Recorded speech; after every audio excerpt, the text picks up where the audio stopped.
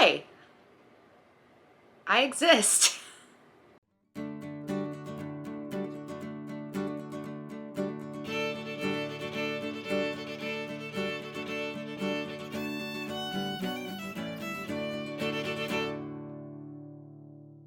I'm still here.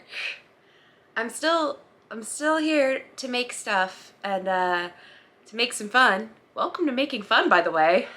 It's been a while since I've said that. But life got a little bit more hectic for me and I had to reserve places in my brain for slightly more important things. I have been prepping for the Halloween season, of course, because I am super excited about it. I want to try and at least squeeze out one video before Halloween. I had started working on a project back in June and it just wasn't coming together the way I wanted it and I was feeling really frustrated by it. So I kind of gave up on it after like, I don't know, 2 solid days of filming.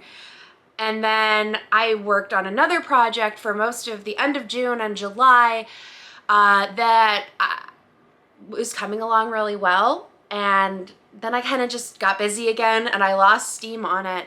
And so I'm taking a break from that project. I will finish it at some point. You guys will see that project because I've already put many hours of work into it.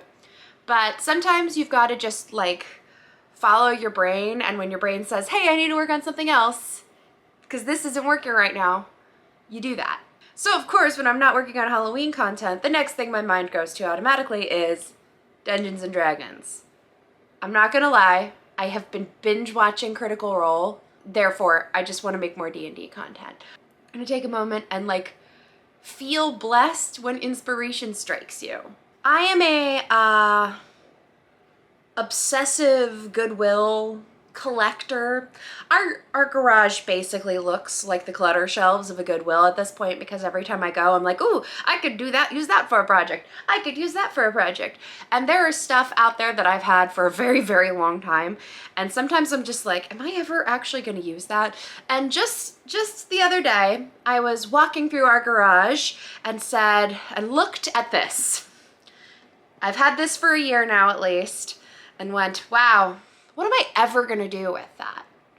And then about 5 seconds later, my brain went, oh, you're gonna make dice storage. So we're gonna turn this into an awesome dice hoard with a little dragon. Here, I'm gonna use it as storage, but I still want it to look like a gumball machine, but also like a fantasy gumball machine. A gumball machine if you encountered a gumball machine in a Dungeons and Dragons game, but it only dispensed dice because that's what Dungeons and Dragons does. I found this little dude here and printed him out. He's very ferocious looking. Rawr. So he is going to go on top of our dice hoard right here. So he will be protecting his hoard. My first step was to cover all of the red metal pieces with masking tape.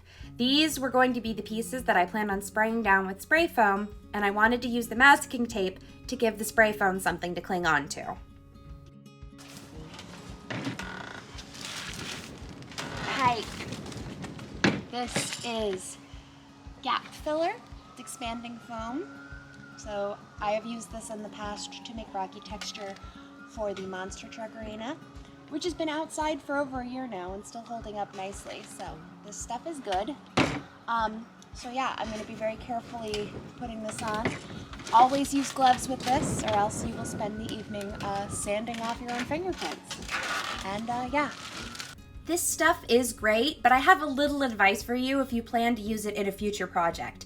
It is so much fun to spray this stuff. Way too much fun. So really pay attention to how much you're putting on because it's really easy to overdo, especially because it takes a while to finish expanding and, well, see for yourself. All right, I'm gonna let that dry. Walk away. It has been left to cure. It's still foam, but not. So I overestimated the amount I'd need, obviously. I forget how much this stuff expands every time I use it.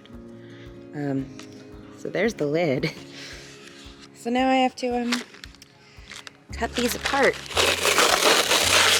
If you are wondering why I am doing this inside, it is because it is horribly smoky outside.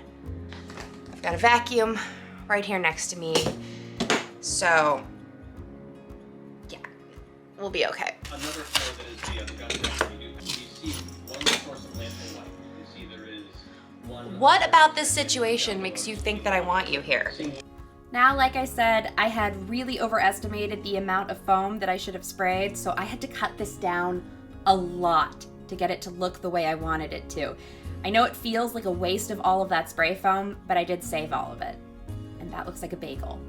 Probably could have kept a large amount of this and just tried to make it look less like it was made out of whipped cream, but I am running out of space in my room rapidly for things like this, so I really needed to shave the base down as close to the bottom as possible so that I did have the room to store this after I finished making the project.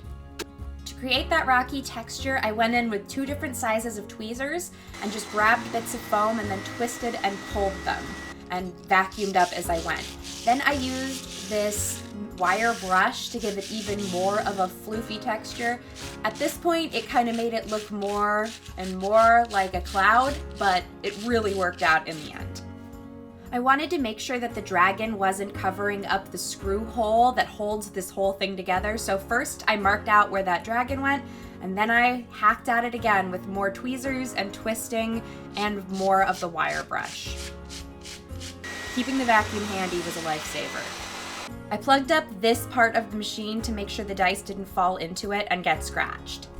Then I mixed up some monster mud, which is basically latex paint and tile mortar. I will link in the description to the video where I learned this recipe from. This was my first time using it, and it worked really well once I got the consistency right, but at first it was way too lumpy. While I enjoy the irony of this pink paint making everything look like chewed bubblegum, I went in and painted every single part of it black and then dry brushed it again and again with increasingly lighter colors to give it a nice rocky texture. I wanted to go as subtle as possible with the varying shades of gray that I used. Dry brushing is still a very new technique for me, and I still need more practice at it. This was the first time I tried doing my top highlights with a foundation brush, and it worked so well. If you are learning to dry brush, I do recommend getting a cheap foundation brush like this and using it for your very top highlights to make them pop. I didn't want this to stay a flat gray color, so I took some watered down green paint and poured it in the cracks of the rock and let it flow through. I did my best to keep it in areas where I thought water could collect and make moss.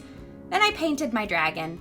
I am not a good mini painter. I'm not a good painter, period, but minis are very hard, so he is what he is.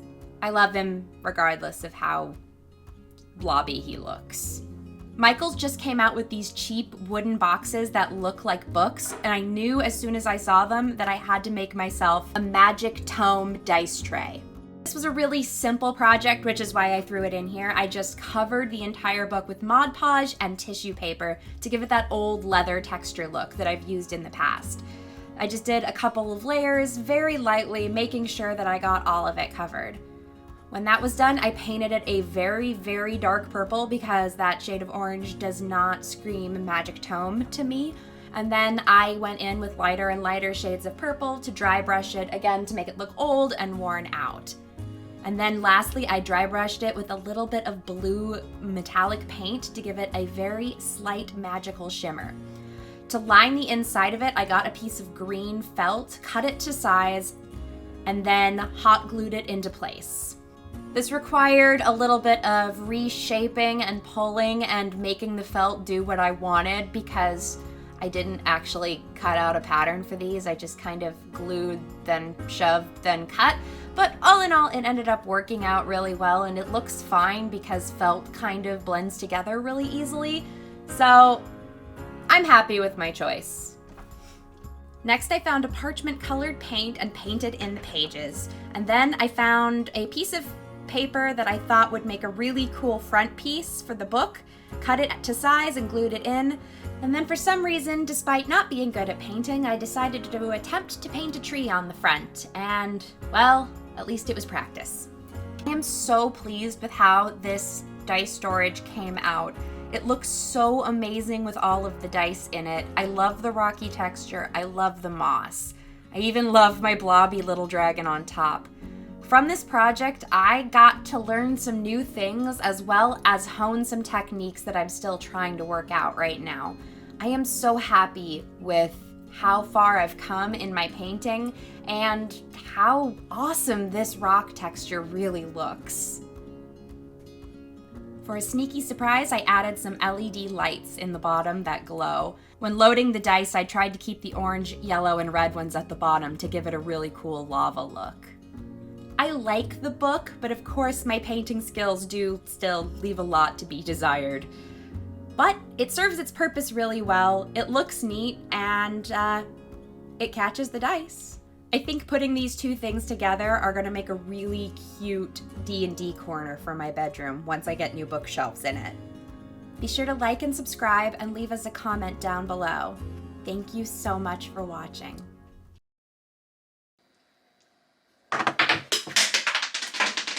Oh wow, I rolled a 1!